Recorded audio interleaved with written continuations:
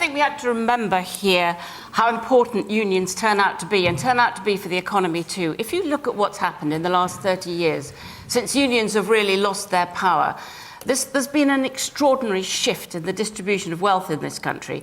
What's happened is that people in the middle to bottom have lost out hugely in terms of income and in terms of wealth to people at the top. There's been a massive shift, and this has been proved, you know, on all of the figures that there are available.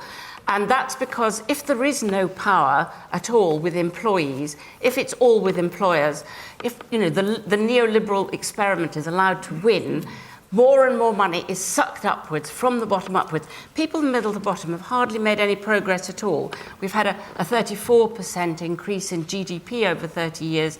The people in the middle to bottom almost static.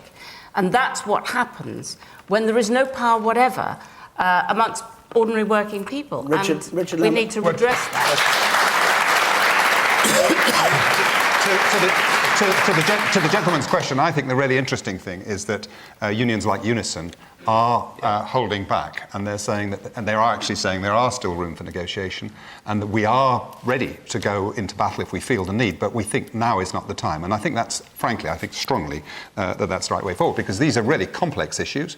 It's very important that a fair settlement is arrived at. These are affecting the living standards of hundreds of millions, hundreds of thousands of people, and to do it through headbutting, and it's fun to point out things at each other here, but this is really serious stuff, and I think... But do you agree that unions matter in terms of distribution of wealth? Oh, well, they haven't, clearly, as you say, over the last 25 years. Maybe they will in the future, but and they certainly haven't in the past. We have seen a big shift of distribution of wealth upwards. We've seen a shift of distribution of wealth away from the middle sector, that is middle true. And bottom. Well, up to a point. No, I think... Unions also matter because